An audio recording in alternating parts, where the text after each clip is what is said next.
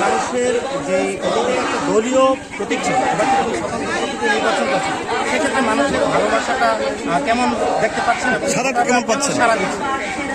বিসমিল্লাহির রহমানির রহিম। আসসালামু আলাইকুম।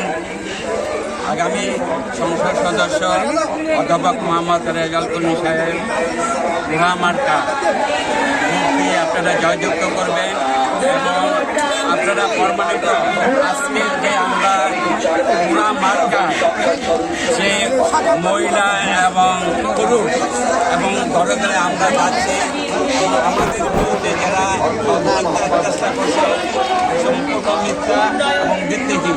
আমরা নির্বাচন করব ইনশাল্লাহ। নির্বাচন আগামী 12 ফেব্রুয়ারিতে আমরা নির্বাচন জয়যুক্ত হবে গোড়া মার্কা এবং দলে দলে গ্রামে গঞ্জে আমরা হাজার হাজার লোক একসাথে আমরা গোড়া মার্কায় ভোট চাওয়ার জন্য উদ্যোগ নিয়েছি এবং উভয় মহিলা এবং পুরুষ মিলে আমরা এখন সংযোগ করছি। অধ্যাপক রেজাউল করিম সাহেব যদি আসে সোনারগাঁও ও কিশোরগঞ্জ থানা মাদক মুক্ত, সন্ত্রাস মুক্ত এবং চাঁদাবাজি মুক্ত, কুসুম মুক্ত ইনশাল্লাহ করব। অতীতে সে 20 বছর আগে এ রাস্তা যে উন্নয়ন করেছে এই উন্নয়নকে আবার অব্যাহত করার জন্য তাকে জনগণ গোড়া মার্কায় ভোট দেওয়ার জন্য উৎসাহিত। সেই শিক্ষিত ব্যক্তি শিক্ষার মান ঘরে ঘরে আগামী দিনের যুবক ভাইরা যারা নেতৃত্ব দেবে এবং তারা চাচ্ছে ভালো শিক্ষিত লোক আসুক, দক্ষ লোক আসুক, অভিজ্ঞতা লোক আসুক, এমন একটি ব্যক্তি সোনারগাঁও এবং সিদ্ধিরগঞ্জ চায়। সেই ব্যক্তি অধ্যাপক মোহাম্মদ রেজাউল করিম সাহেব চায় এবং সারা সোনারগাঁও এবং সিদ্ধিরগঞ্জ প্রায় 6 লক্ষ ভোটার আমরা ঘরে ঘরে আমাদের কর্মী আছে।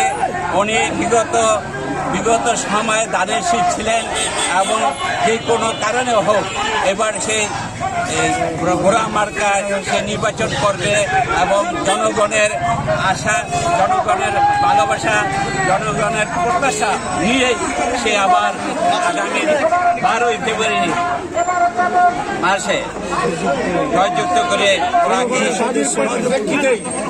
আরেকটা বিষয়, যদি আপনার কাছে রিপাবলিকে গিয়ে নির্বাচন করে সেক্ষেত্রে দলের ক্ষেত্রে কোনো ধরনের বাধা বিপত্তি বা কোনো ধরনের প্রভাবের আপনার আশঙ্কা করছেন, হুমকি প্রভাবিত কেউ হুমকি দিচ্ছে কিনা এই ধরনের দলের বাইরে অনেকে স্বতন্ত্র প্রায় 80 জন প্রায় স্বতন্ত্র প্রার্থী সংসদ সদস্য নির্বাচন করছেন এবং আমার বিশ্বাস দল থেকে তাকে এমন কোনো কিছু বলা হয় নাই নির্বাচন করতে পারবে না এবং এমন কোনো কিছু আমি শুনি না। আমার বিশ্বাস দল তাকে ভালোবাসে, জানি না কেন দল থেকে তাকে মনোনয়ন দেওয়া হয় না এবং ধানের শেষে সে অতীতে যে ছিল এবং তার যে মন্ত্রী ছিলেন এবং সবাই তাকে যোগ্য ব্যক্তি হিসাবে দক্ষ এবং অভিজ্ঞতা মেধা হিসাবে তাকে চায়।